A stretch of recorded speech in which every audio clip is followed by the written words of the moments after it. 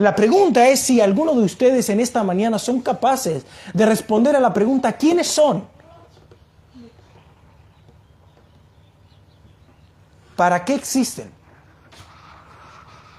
¿Para quién existen? Y hago esa pausa a propósito, para que sus mentes sean capaces de comprender la profundidad de esa pregunta. Nosotros vamos al inicio de todas las cosas, al Génesis, a buscar las respuestas para estas preguntas. Lo primero con lo que nos encontramos es que el hombre no fue creado para sí mismo. Y eso es un golpe enorme a nuestro corazón orgulloso, porque esta sociedad, tratando de responder a estas preguntas, te dice que la única manera de poder sentirte pleno es viviendo para vos mismo. Es trabajando para tus propios sueños. Es trabajando para tus propios planes. Es buscando realizar todas aquellas cosas que te gustaría tener. Nosotros somos personas que debemos vivir para nosotros mismos. Es más, y la filosofía es, si yo no me preocupo por mí, nadie lo va a hacer. Así que yo me levanto por la mañana pensando en mis propias necesidades y en mis propias metas y esforzarme para eso. Pero una vez más, si llegases a lograr todas estas cosas, cuando lo logres vas a encontrar que tu vida carece de significado. Porque Dios no nos creó para el deleite ni el disfrute de nosotros mismos. Así que le hemos errado todo el tiempo el objetivo. En el libro del Génesis, capítulo 1 y versículo 26, nosotros encontramos que la Biblia nos enseña que el hombre fue creado para hacer una imagen clara y visible a toda la creación del Dios invisible. ¿Sabe para qué Dios creó al ser humano? Para que todas las criaturas que Dios había formado tengan en el ser humano una imagen visible acerca del Dios invisible. Y cuando todos mirasen al ser humano, pudiesen contemplar a Dios.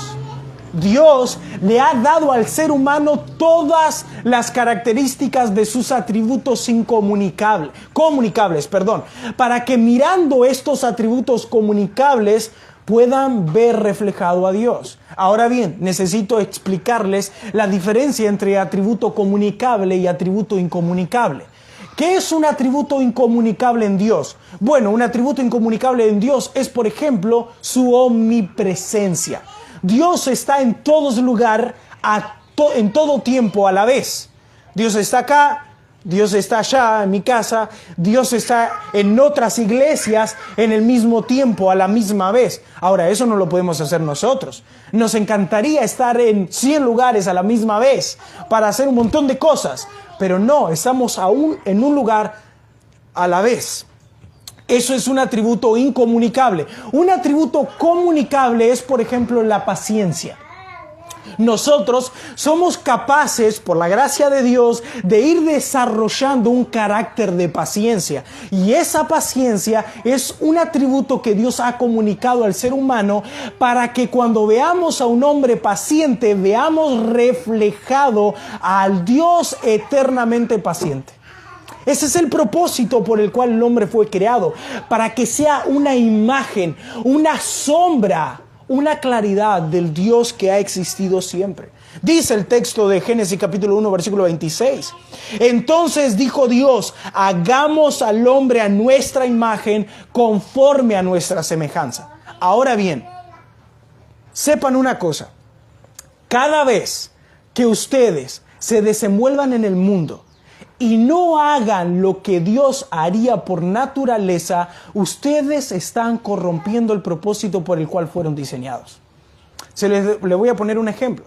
Cualquier cosa que ustedes vayan a hacer, pregúntense, ¿Dios haría esto? Dios, que es santo, perfecto, justo, bueno, ¿haría lo que yo voy a hacer? ¿Pensaría lo que yo estoy pensando? ¿Hablaría como estoy hablando? Sus conciencias le van a decir si es no. Y si es no y ustedes aún así lo hacen, ustedes están corrompiendo el propósito por el cual fueron creados. Ser imágenes de Dios. Ahora, En Génesis capítulo 2, versículo 15, nosotros encontramos que la Biblia nos enseña que el hombre fue creado para trabajar para la creación de Dios, cuidando de ella. Así que el hombre fue puesto en el Edén, obviamente, para gozarse de todas las frutas y gozar de la naturaleza que Dios había creado, pero el hombre no fue puesto en el Edén como un rey, en que todos venían a servirles y en el que él ahora, tomando todos los recursos de la creación de Dios, buscaría llevar adelante sus propios sueños que desarrollaría a medida que vivía. No, Dios puso al hombre en el Edén para que trabajase para Dios en la creación. Dios dijo en Génesis capítulo 2, versículo 15. Dice así: tomó pues Jehová Dios al hombre y lo puso en el huerto del Edén para que labrase y la guardase a la tierra. Así que el hombre estaba puesto en el Edén para que trabajase para Dios, cuidando de toda la creación. Ese es el propósito por el cual el hombre fue diseñado. Además, en Isaías capítulo 43, versículo 7, se nos enseña que el hombre fue creado para la gloria de Dios. Así que, ¿qué tenemos acá? Bueno, en primer lugar, el hombre ha sido creado para que sea un representante legítimo de Dios en toda la tierra. Eso es lo que es el hombre en su identidad. Un representante de Dios. Y debe ser un representante legítimo. En segundo lugar, el hombre fue creado para que trabajara ardua y esforzadamente por los intereses de Dios, cuidando de la creación, cuidando de la tierra, de la naturaleza y de los animales. Así que esto significa que el hombre fue creado para la gloria, para la alabanza, para la adoración y para el servicio de Dios. Esa es una definición bastante completa. Ahora bien, si ustedes no son capaces de recordar toda esta definición, por lo menos recuerden cuando vengan estas preguntas a su mente que ustedes fueron creados para adorar a Dios. Eso es lo que necesita. Dice el texto de Isaías 43, versículo 7 que mencioné hace un ratito: todos los llamados de mi nombre, para gloria mía los he creado, los formé y los hice. Fuiste diseñado y creado para que Dios sea glorificado. ¿Has visto la profundidad de tu existencia?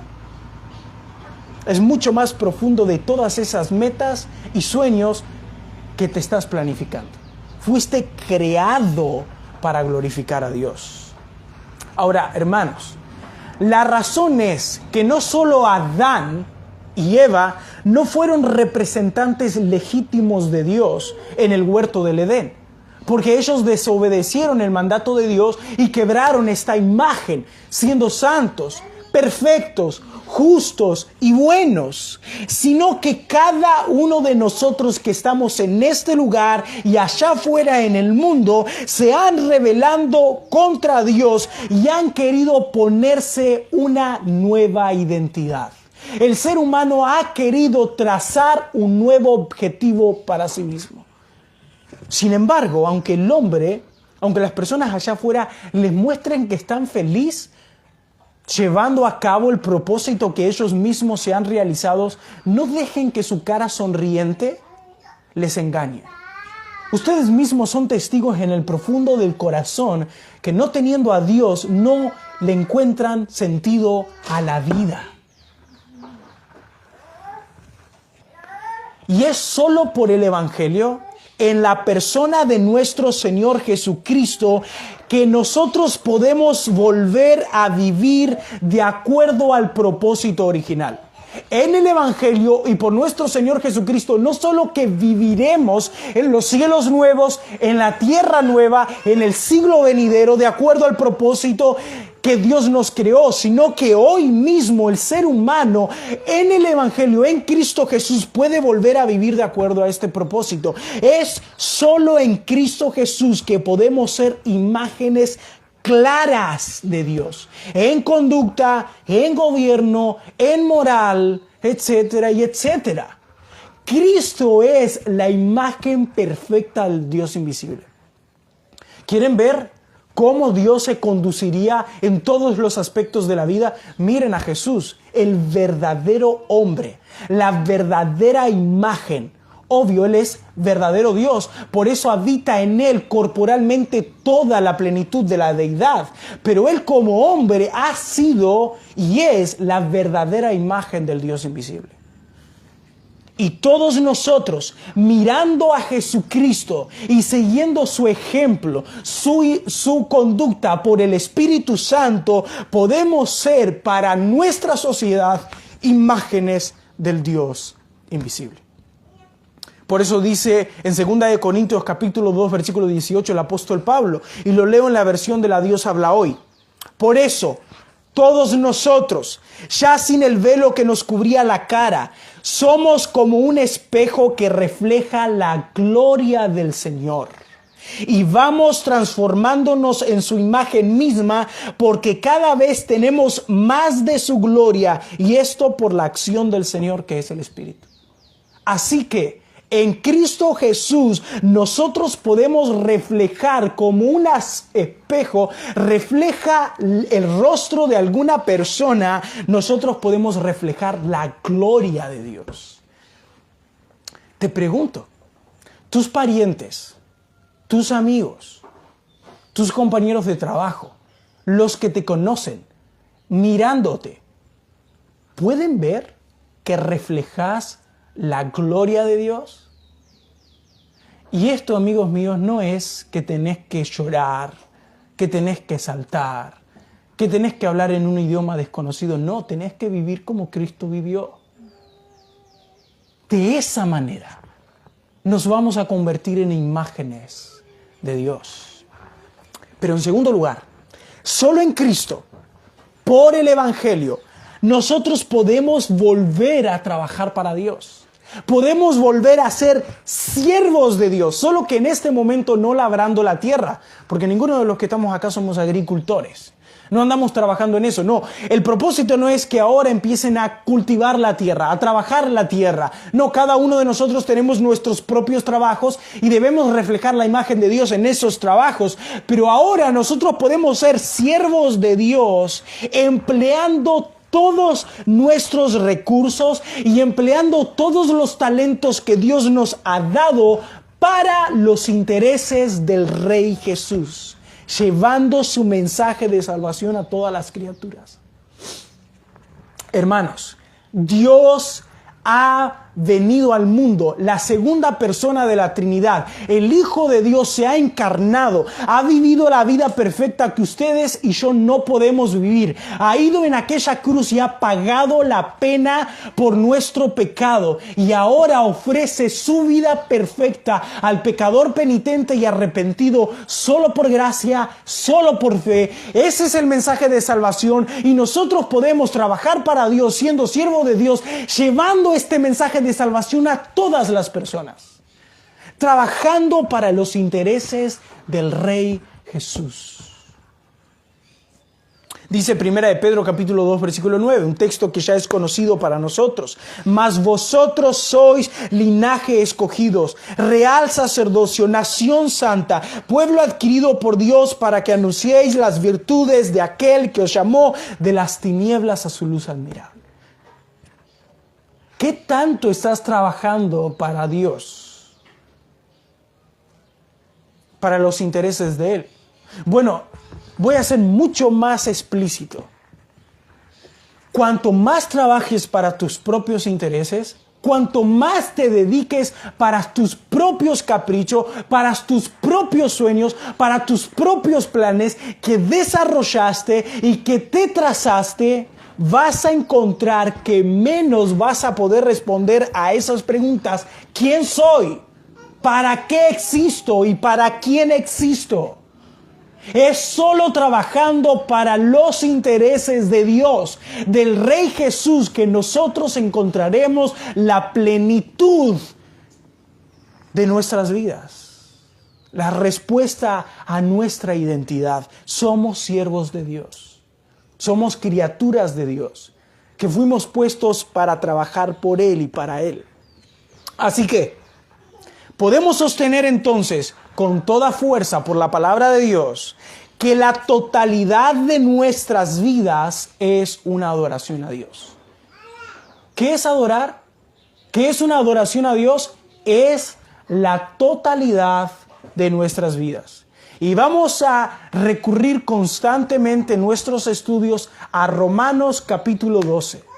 Os ruego por la misericordia de Dios que entreguéis vuestros cuerpos en sacrificio vivo, santo y agradable a Dios, que es vuestro culto inteligente, racional, de la mente. Esa es una adoración a Dios, la totalidad de nuestras vidas, en ser representantes legítimos de Dios, que el mundo pueda ver en nosotros que somos cristianos la imagen de Dios, en trabajar para los intereses del Rey Jesús. En eso, entonces, vamos a vivir una vida que adora y agrada a nuestro Señor Jesús.